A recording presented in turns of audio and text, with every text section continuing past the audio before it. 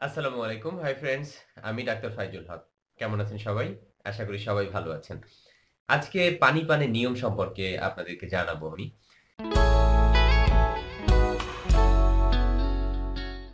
পানি পান করার সময় আমাদেরকে ৪ টি জিনিস মনে রাখতে হবে। নাম্বার 1, আমরা যখন পানি পান করি ডক করে পানি পান করি। মানে একটা গ্লাস নেই অথবা একটা বোতল নেই, তারপরে পানি মানে আমরা কি বলা যায় যে একবারে যতটুকু পারি ততটুকু পান করে ফেলি। কিন্তু মাথায় রাখতে হবে যে পানি পান করার সময় এভাবে পান করা যাবে না। অল্প, অল্প করে নিয়ে আমরা যেভাবে চুষে খাই বা চুষে পান করি, কোন জিনিস আ চোষার মাধ্যমে যেভাবে আমরা খাই, যে প্রক্রিয়ায় ঠিক পানিটা এরকমের পান করতে হবে। কেন? একটু ব্যাখ্যা দিই। আমাদের পেটের মধ্যে একটা অ্যাসিড আছে, হাইড্রোক্লোরিক অ্যাসিড। এই অ্যাসিড কি করে? অনেকগুলো কাজ করে, ডাইজেস্টের জন্য কাজ করে, কিন্তু কিছু আকাজ-কুকাজও করে। এই অ্যাসিডের দ্বারাই হাইপার অ্যাসিডিটি নামক রোগ হয়। গ্যাস্ট্রাইটিস যে হয়, এখানে অ্যাসিডের একটা ভূমিকা আছে। আবার পেট খালি থাকলে যে বলে না যে পেটে আলসার হইছে, এটার পিছনেও অ্যাসিডের একটা ভূমিকা আছে। সেটা আ যে আলসারই হোক পেটের মধ্যে বা যে অংশের আলসারই হোক। তো মাথায় রাখতে হবে যে এটা হচ্ছে অ্যাসিড। তা আমাদের মুখের মধ্যে যে লালা আছে, এই লালা যখন অ্যাসিডের সাথে মিলিত হয়, তখন মোটামুটি এই অ্যাসিডের কার্যক্ষমতাটা, অ্যাসিডের যে বিধ্বংসী ক্ষমতা, এই বিধ্বংসী ক্ষমতাটা আস্তে, আস্তে কমে যায়, হ্রাস পায়। তখন অ্যাসিড আ তার ক্ষতির প্রভাবটা, অ্যাসিডের মাধ্যমে যে ক্ষতির প্রভাবটা বেশি হয়, এটা কমে যায়। তার মানে অ্যাসিড ক্ষতিটা আর করতে পারে না। তাহলে আমরা যখন পানি ডক করে খাই, তখন আমাদের মুখের মধ্যে যে লালা, এই লালা পর্যাপ্ত পরিমাণে আমাদের পাকস্থলীতে বা আমাদের স্টোমাকে যায় না। এজন্য যখন পানিটা চুষে পান করা হবে, অল্প করে চুষে পান করা হবে, তখন মুখের ভিতরে যে লালা আছে, এই লালাটা আমাদের স্টোমাকে যাবে এবং ডাইজেস্টের হেল্প করবে। প্লাস এই গ্যাস্ট্রাইটিস হওয়া, হাইপার অ্যাসিডিটি হওয়া, এমনকি আলসার হওয়াটাকে রুখে দেবে। আশা করি বুঝতে পারছেন গুরুত্ব কত? তাহলে গেল কত? ১ নম্বর পয়েন্ট। এবার আসি পানি পানের ২ নম্বর পয়েন্ট। মাথায় রাখবেন, আমার এই ভিডিও দেখার পরে জীবনেও কোনোদিন ঠান্ডা পানি পান করবেন না। বরফ মেলানো পানি, শুধু যে পানি না, পানীয়, বিভিন্ন ড্রিংকস আছে না বাজারের? গরমের দিন প্রচুর আপনি ক্লান্ত হয়ে গেছেন, দোকানদারকে বললেন, "ভাই, আ আমাকে ০.৫ লিটার পানি দেন, একদম মানে ফ্রিজের ঠান্ডা পানি দেন।" দোকানদার দিয়ে দিল, আপনি খাইলেন, খুব শান্তি পাইলেন, তাই না? কিন্তু অশান্তি পাচ্ছে আপনার স্টোমাক। অথবা আপনি কোক, স্প্রাইট বা আদার্স কোন সফট ড্রিংকস বোতল নিয়ে নিলেন, সাথে পান করলেন। খুব ভাল লাগলো যে, নাহ, ঠান্ডা একটা কিছু খেলাম গরমের মধ্যে। শুধু যে গরম তা না, সবসময়ের জন্যই হয়। বাসায় চলে আসলেন, বাসায় ফ্রিজে পানি আছে কিনা একটু ঠান্ডা পানি আমি খেলাম। তো মাথায় রাখতে হবে যে আমাদের দেহের যে তাপমাত্রা, আমার স্টোমাক, আমার পাকস্থলীর ভিতরে যে পানিটা যাচ্ছে, পাকস্থলীর যে তাপমাত্রা আর পানির তাপমাত্রা কিন্তু এক না। আমাদের যে নরমালি রুম টেম্পারেচার এর যে পানি, এটা সমস্যা হয় না। এটা আমার বডির জন্য সহনশীল। কিন্তু যখন আপনি ঠান্ডা পানি পান করবেন, বরফ দেওয়া পানি পান করবেন, ফ্রিজের পানি পান করবেন, তখন এটা কি হবে?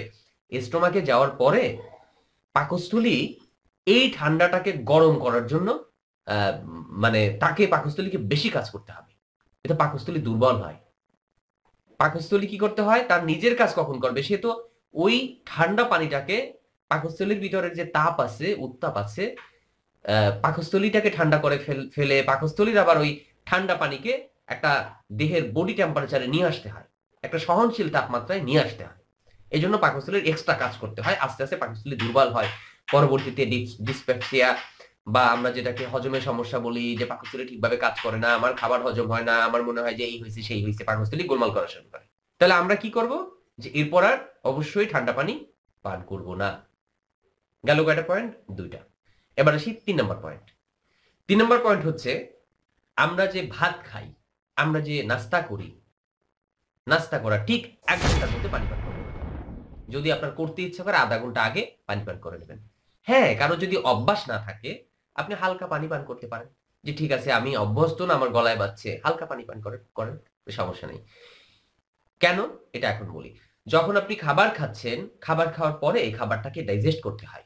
এই ডাইজেস্ট এর জন্য বিভিন্ন ধরনের এনজাইম, বিভিন্ন ধরনের রস, বিভিন্ন ধরনের আম স্টোমাকের মধ্যে এগুলো কাজ করতে হয়। এবং আস্তে, আস্তে এই খাবারটাকে ঠিকভাবে হজম করার পরে বলা যায় যে আমরা এর পুষ্টি পাই, কিছু অংশ মল আকারে পায়খানা আকারে বের হয়ে যায় আর পুষ্টিটা রক্তের মধ্যে চলে যায়। কিছু অংশ আছে কিডনির বর্জ্য হিসাবে প্রস্রাবের মাধ্যমে বের করে দেয়।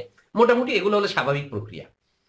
কিন্তু যখন আপনি পানি পান করবেন, ভাত খাচ্ছেন সাথে সাথে অনেকগুলো পানি খাচ্ছেন, তখন কি হয়, এই যে জারক রস আছে ডাইজেস্ট করার জন্য যে এনজাইম গুলো আছে, এগুলো কি হয় তরল হয়ে যায়, এ আর ঠিকভাবে ডাইজেস্ট করতে পারে না, কাজ করতে পারে না। বিভিন্ন ধরনের সমস্যা তখন শুরু হয়ে যায়। এই মনে হয় গ্যাস হয়ে যাচ্ছে আমার বুকের ভিতরে, ঢেকুর হয়, বায়ু হয়, পায়খানা ঠিকভাবে ক্লিয়ার হয় না, কনস্টিপেশন হয়। টোটাল কথা স্টোমাকটা ঠিকভাবে কাজ করতে পারে না। ডাইজেস্ট যদি ঠিকভাবে না হয়, খাবার যদি ঠিকভাবে হজম না হয়, তখন পেটের যেমন গন্ডগোল শুরু হয়ে যাবে, সাথে সাথে আপনার শারীরিকভাবে আরো সমস্যা আপনি ফিল করতে থাকবেন। বলে না পেট ঠিক তো সব ঠিক, মাথায় রাখবেন। তাহলে কি হচ্ছে, অবশ্যই খাবার খাওয়ার সময় কোনো পানি পান করা যাবে না। 3টা গেল, বাকি থাকে 1 মানে 4 নাম্বার। তারপরই আলবিদা।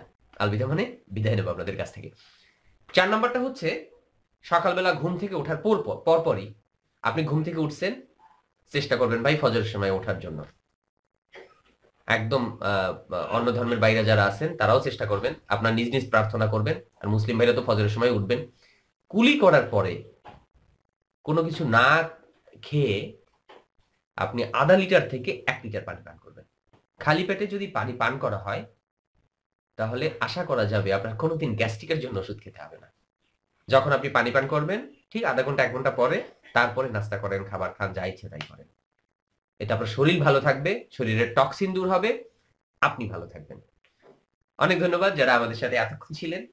যারা প্রয়োজন যদি মনে করেন যে ভিডিওটি আসলে সত্যিকার দরকার, শেয়ার করে দিন। আর যারা এখনো সাবস্ক্রাইব করেননি, সাবস্ক্রাইব করুন। আশা করি তথ্যবহুল কিছু ভিডিও সামনে পাবেন আপনারা। অনেক ধন্যবাদ। আল্লাহ হাফেজ।